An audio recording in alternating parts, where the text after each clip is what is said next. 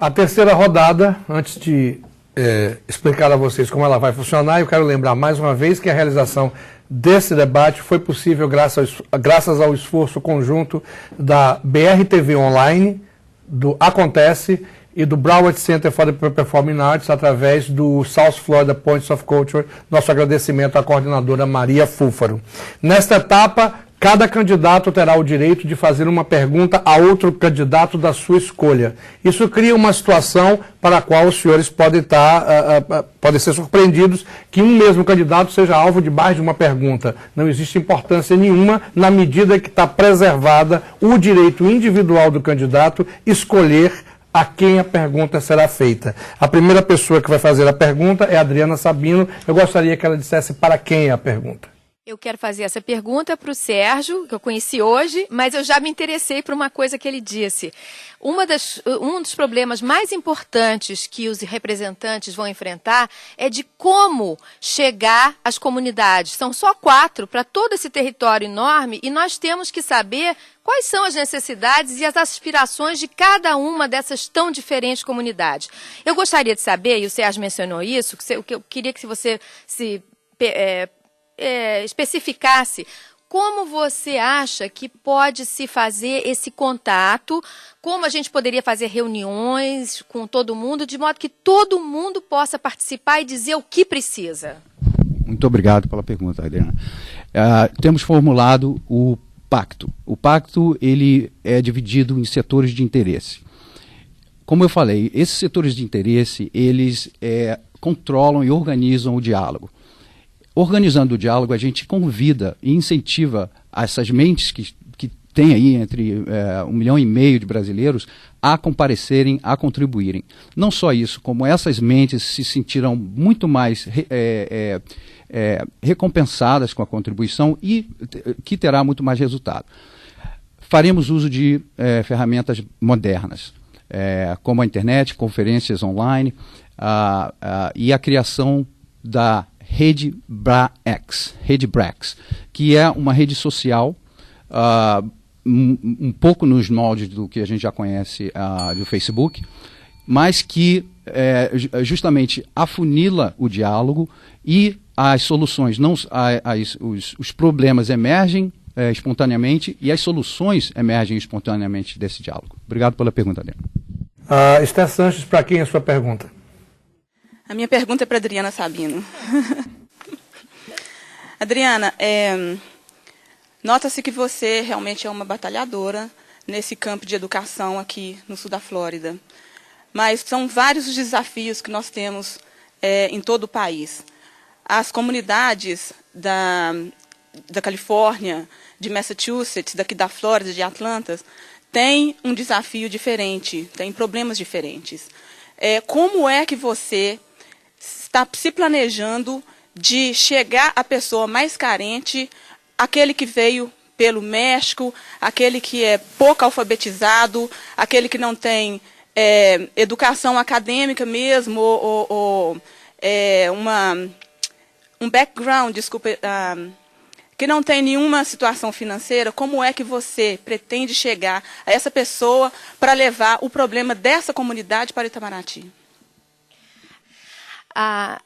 Bom, eu acho importantíssimo essa pergunta da Esther e eu acho que se refere à minha pergunta ao Sérgio.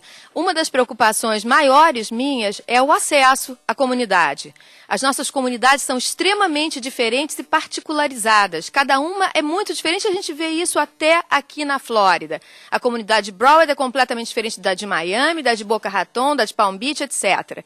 Então, o nosso trabalho principal como representantes vai ser criar uma rede de comunicação, e eu gosto muito desse uso de ferramentas de tecnologia de ponta, em que a gente possa criar mini conselhos de cidadãos, em que todo mundo, até a pessoa mais simples, tem acesso nessa reunião online, que possa falar, que possa trazer suas preocupações e que possa partilhar com todo mundo. Eu acredito que as soluções vão sair desse contato.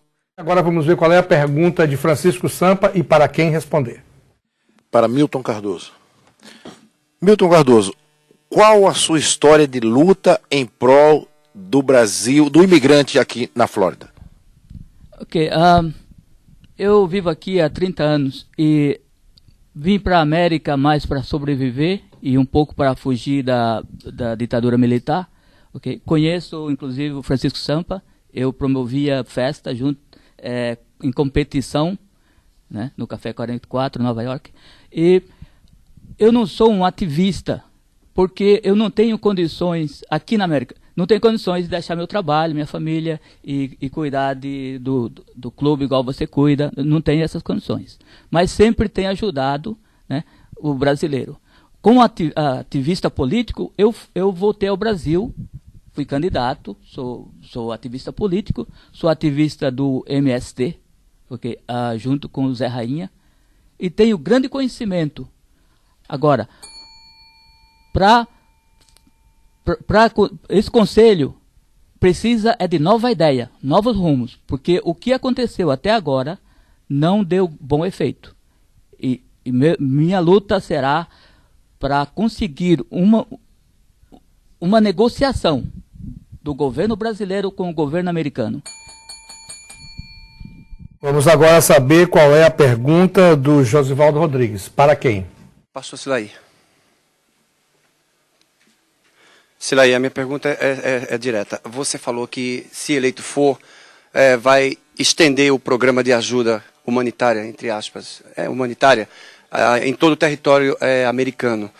Você tem algum projeto já em fase de elaboração ou em fase final de elaboração para que isso seja concretizado? E se isso pode ser estendido ao território canadense também? Sem dúvida.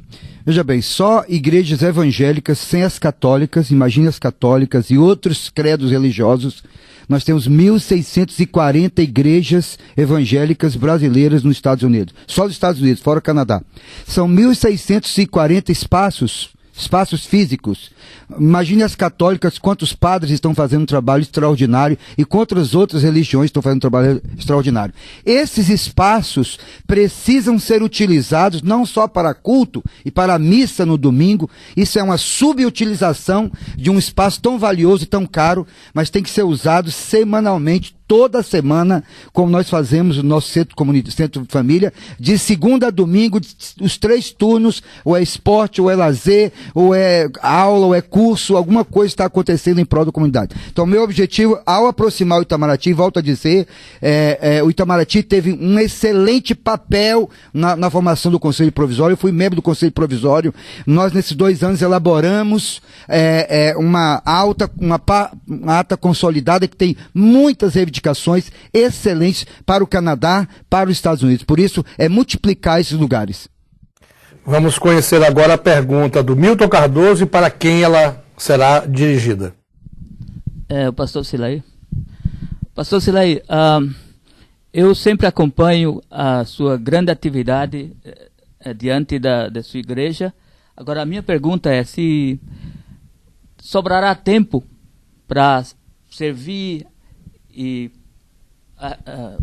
conquistar as pessoas para Cristo e cuidar do conselho, que deve ser um projeto do dia a dia, porque são 3 milhões no mundo, tem o problema do México, tem o problema das mortes que estão acontecendo atualmente, e quase todos os dias morre gente. Qual seria a sua solução para conciliar o seu horário? Obrigado, Milton, por essa pergunta, é excelente e eu teria o maior prazer de responder. Eu não sou pastor de uma comunidade de 1.500 pessoas, eu sou pastor hoje da comunidade brasileira na Flórida, me sinto assim, e seria muito egoísmo da minha parte continuar desenvolvendo um projeto só para um grupo pequeno de brasileiros. Eu preciso necessariamente, através do Conselho, conhecer todas as necessidades dos Estados Unidos, do Canadá, do México, do Caribe, e na medida do possível, volto a dizer, com a iniciativa do Itamaraty de se aproximar dessas comunidades, sendo um interlocutor, na medida do possível, reproduzir tudo que nós já temos feito em prol da nossa comunidade.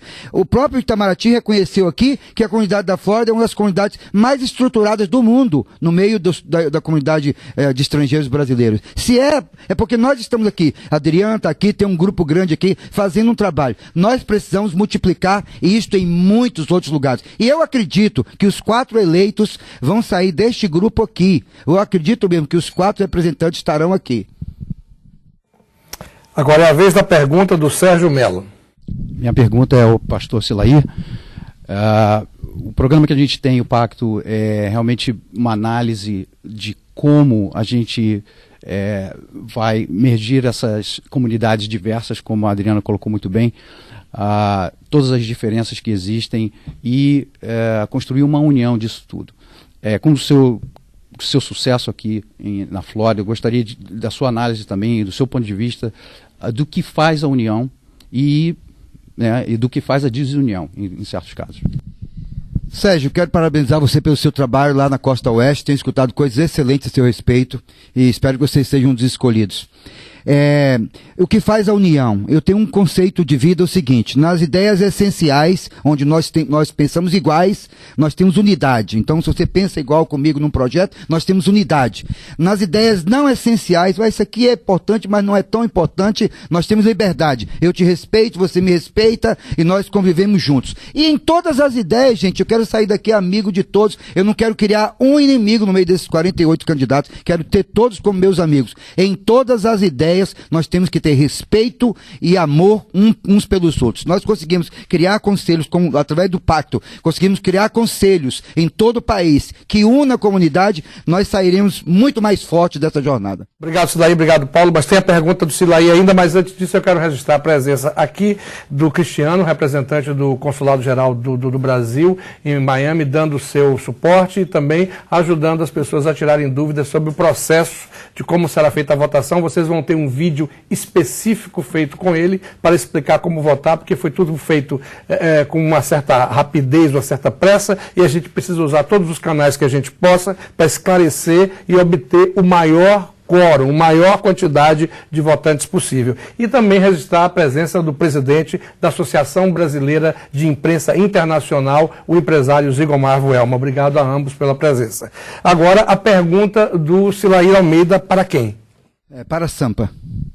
Sampa, enquanto eu dirigia para cá, recebi um telefonema fiquei muito feliz, contente com o telefonema do Edberto, o diretor do Jornal de Brasília, em Nova York, talvez um dos mais respeitados, mais queridos meios de comunicação aqui da América, e ele dizia que sabia que a gente estava vindo para esse debate e que estava empenhando o apoio dele, do jornal, de toda a estrutura, a minha candidatura e a sua candidatura lá na Nova York, na região de New Jersey. A que você atribui esse apoio do Edberto e do Brasília à sua candidatura? Eu tenho no meio assim, está simplesmente lá falando assim: contra fatos não se tem argumentos. Apesar que os advogados têm argumento contra tudo, né? Eu tenho uma história de 25 anos. Há 25 anos eu trabalho para o brasileiro, para o Brasil, sem salário. O meu celular fica ligado 24 horas. Cadeias, hospitais, briga de marido e mulher, enterro, aborto, qualquer situação. Não sou médico, não sou advogado. Eu costumo dizer que para fazer serviço social você tem que gostar e saber. Porque se você gosta e não sabe, você não faz bem feito. Se você sabe e não gosta, você não faz bem feito. Eu gosto e faço. É uma coisa que eu herdei da minha mãe, uma mulher pobre, nordestina, pernambucana, que me ensinou a fazer assim. E eu faço aquela coisa que a mão esquerda faz e que a mão direita não vejo. Então esse apoio que vem do Edilberto e outras pessoas da comunidade é uma história de trabalho de 25 anos, prestando auxílio não só a brasileiros de New Jersey, mas como de Connecticut, de Nova York, da Flórida, do Texas, de Massachusetts. É isso, é um trabalho que eu tenho feito em prol da comunidade, um trabalho que as pessoas podem constatar. É só acessar Francisco Sampa na internet e vai ver esse trabalho que nós estamos fazendo. Então a história já diz, são 25 anos de luta, sem um salário, sem ganhar nada, 24 horas por dia.